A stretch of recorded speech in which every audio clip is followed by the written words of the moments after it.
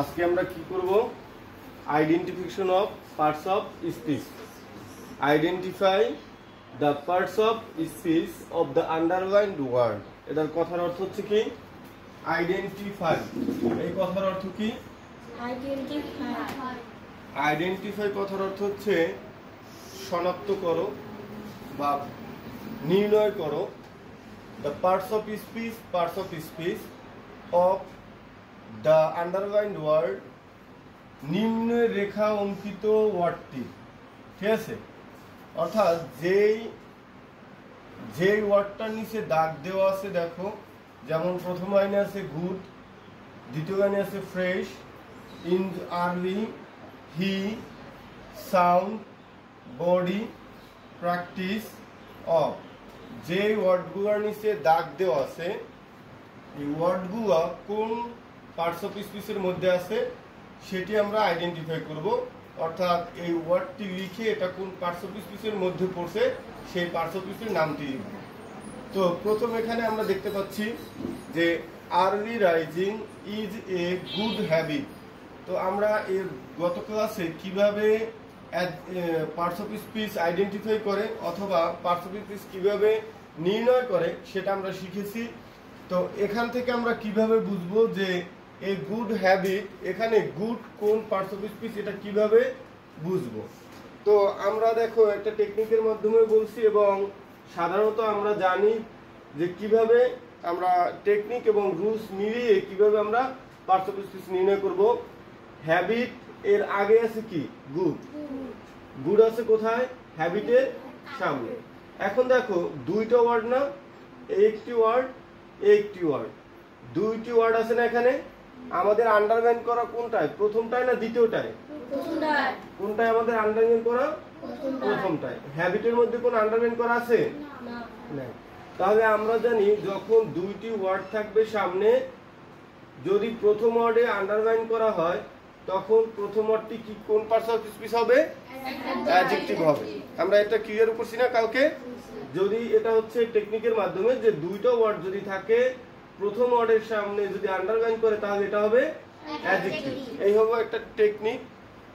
আর এমনি আমরা যেভাবে জানি যে অ্যাডজেক্টিভ কাকে বলে, যে ওয়ার্ড দ্বারা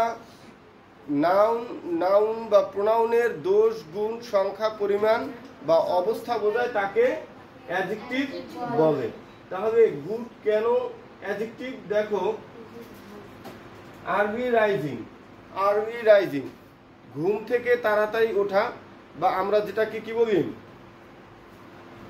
early rising is a good habit. তাহলে বলছি কি ঘুম থেকে জেগে ওঠা একটা কি ভালো অভ্যাস, একটি ভালো হ্যাবিট। অর্থ কি?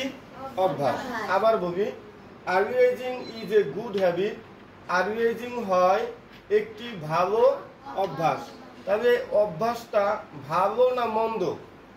ভালো না মন্দ? এখানে বলছে ভালো অভ্যাস। এখন এই ভালো অভ্যাসটা কি বলতো? Early rising. এই ভালো অভ্যাসটা কি? Early rising. তাহলে আর্লি রাইজিং ভালো একটা অভ্যাস।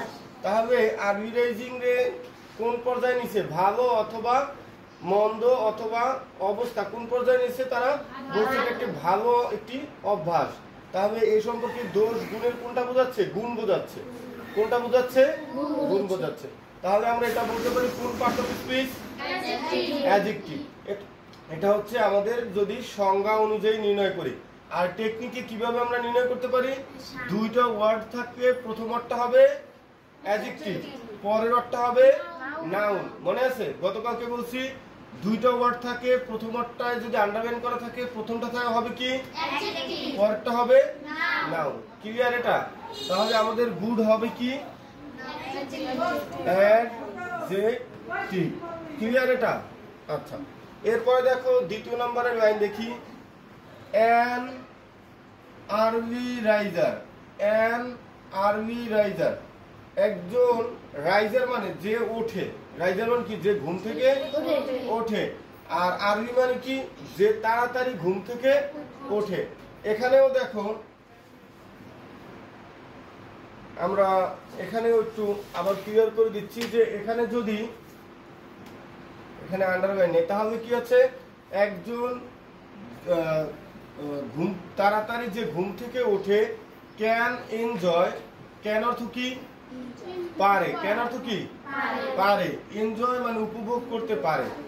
দ্য ফ্রেশ মানে কি সতেজ, ফ্রেশ মানে কি সতেজ, এয়ার মানে কি বাতাস, এয়ার মানে কি বাতাস। তাহলে আমাদের আন্ডারলাইন কোথায় আছে দেখো, আন্ডারলাইন আছে, আমি একটু হাইলাইট করে দিচ্ছি, আন্ডারলাইন আছে কোথায় ফ্রেশে, আন্ডারলাইন আছে কোথায় ফ্রেশে। এরপরে আবার একটা ওয়ার্ড আছে না দেখতে পাচ্ছ, the fresh air, the fresh air. তাহলে এয়ারের নিচে কি আন্ডারলাইন করা আছে, আছে কোথায় ফ্রেশে। তা আমরা বলছি দুইটা ওয়ার্ড যদি পাশাপাশি থাকে, প্রথম ওয়ার্ডে যদি আন্ডারলাইন করা থাকে তাহলে ওটা কোন পার্সন হবে অ্যাডজেক্টিভ, আর এটা হবে কি নাউন। তাহলে আমাদের ফ্রেশ কোন পার্সন স্পিচ অ্যাডজেক্টিভ, তাহলে এটাও পেলাম কি অ্যাডজেক্টিভ। আচ্ছা এরপরে দেখো ফ্রেশ এয়ার অফ মর্নিং, তাহলে সকালের সতেজ বাতাস সে উপভোগ করতে পারে। এবার দেখো পরবর্তী আমাদের আছে হির, হির নিচে আন্ডারলাইন করা আছে, হির নিচে কি করা আছে আন্ডারলাইন করা আছে। He keeps a good health, তার সে রাখে একটি ভালো স্বাস্থ্য, অর্থাৎ যে সকালে ঘুম থেকে ওঠে সে একটি ভালো স্বাস্থ্যের অধিকারী হয়। এখন হি কোন পার্টস অফ স্পিচ এটাই আমাদের বের করতে বলছে, এটা কোন পার্টস অফ স্পিচ প্রোনাউন। কারণ কি প্রোনাউন আমরা চিনছি না কোনগুলো, যে আমরা এগুলো তো মুখস্থ করে ফেলছি যে কোনটা প্রোনাউন, কোনটা কিভাবে অ্যাডজেক্টিভ হয়, কিভাবে অ্যাডভার্ব হয়, কোনটা প্রিপোজিশন, কোনটা কনজাংশন, এগুলো তো সব আমরা আগে মুখস্থ করছি বিগত ক্লাসে। এখন জাস্ট আমরা প্র্যাকটিস করব এবং দেখব। তাহলে হি কোন পার্টস অফ স্পিচ প্রোনাউন, তাহলে হির সামনে লিখব কি প্রোনাউন, এটা হবে কি প্রোনাউন। এরপর দেখো he also gets a chance to enjoy a sound mind, a sound mind এখানে আমাদের আন্ডারলাইন করা কোথায় সাউন্ড, সাউন্ডের পরেও কি আছে একটা ওয়ার্ড আছে না আছে, দেখো একটা টেকনিক দিয়ে কতগুলো সমাধান করা যাচ্ছে। কালকে এই টেকনিকটা নিয়ে আলোচনা করছিলাম না, দেখো দুইটা সাউন্ড মাইন্ড, তাইলে সাউন্ডের নিচে দাগ দ্বারা পরবর্তীতে একটা কি মাইন্ড অর্থ মন। তাহলে এই দুইটা ওয়ার্ড থাকে, প্রথমটা কি হবে আমাদের, দ্বিতীয়টা কোনটা হবে নাউন। দাগ আছে সাউন্ডে, শুধুমাত্র আমরা অ্যাডজেক্টিভ লিখব, সাউন্ডে এখানে কি হবে তাহলে অ্যাডজেক্টিভ, এটাও হবে কি অ্যাডজেক্টিভ। আচ্ছা এরপর দেখো which lies in a sound body, এখানে আবার দেখো একটু আগে যে আলোচনা করছি ওই একটা টেকনিক দিয়ে দেখবো আমরা অনেকগুলো সমাধান করতে পারবো। এখানে আছে যে এসও ইউ এন্ড সাউন্ড, বডিতে আমাদের কি করা আছে, বডিতে আন্ডারলাইন করা আছে, বডিতে আন্ডারলাইন করা আছে। তাহলে দেখো a sound body, a sound body, এখানেও দুইটা ওয়ার্ড আছে, কয়টা ওয়ার্ড আছে দুইটা ওয়ার্ড আছে, কিন্তু আন্ডারলাইন করা প্রথমে না দ্বিতীয়তে, দ্বিতীয়তে হইলে এটা কি কোন পার্সন স্পিচ হবে নাউন, জোরে বলো নাউন। আর যদি সাউন্ডে থাকতে তাহলে হয়তো একটা টেকনিকে দেখো একই একটা তোমাদের প্রশ্নের সেখানে কতগুলো অ্যাডজেক্টিভ পাচ্ছি, শুধুমাত্র এই একটা টেকনিকে আমরা সমাধান করতে পারছি। তাহলে এই বডিটা হবে কি নাউন, এটা হবে কি নাউন। এরপর দেখো so everybody should practise, should প্র্যাকটিসে আমাদের আন্ডারলাইন করা আছে না, প্র্যাকটিসে আন্ডারলাইন করা আছে। এখন আমরা এখান থেকে একটু সেন্টেন্সে লিখছো, সুতরাং এভরিবডি প্রত্যেকের, শুড, শুড অর্থ কি উচিত, শুড অর্থ কি উচিত। আচ্ছা কেউ বলতে পারো শুডটা কি কোন পার্টস অফ স্পিচ, এখানে আন্ডারলাইন করা নাই কিন্তু আমি থ্যাংক ইউ, এই তো কালকে আমরা পড়ছি না, এখানে আমাদের আন্ডারলাইন করা নাই, তারপর প্রশ্ন করছি তোমরা কিন্তু অ্যান্সার করতে পারছো যে শুধু এটা ভার্ব না, এটা যে একটা মোডাল ভার্ব তাও তোমরা বলে দিছো। মানে আমাদের পার্টস অফ স্পিচ এমন ভাবে শেখা হয়েছে যে কোনো জায়গা দিয়ে দাগ দিলি আমরা সেটা বলে দিতে পারবো এটা কোন পার্টস অফ স্পিচ। তাহলে শুট পড়ছি কিসের মধ্যে, মোডাল ভার্বের মধ্যে। মোডাল ভার্ব কি কি, ক্যান, ক্যান, শুট, এই যে শ্যাল শুট, শুট পাই গেছি না, তাহলে এটা একটা কি মোডাল ভার্ব।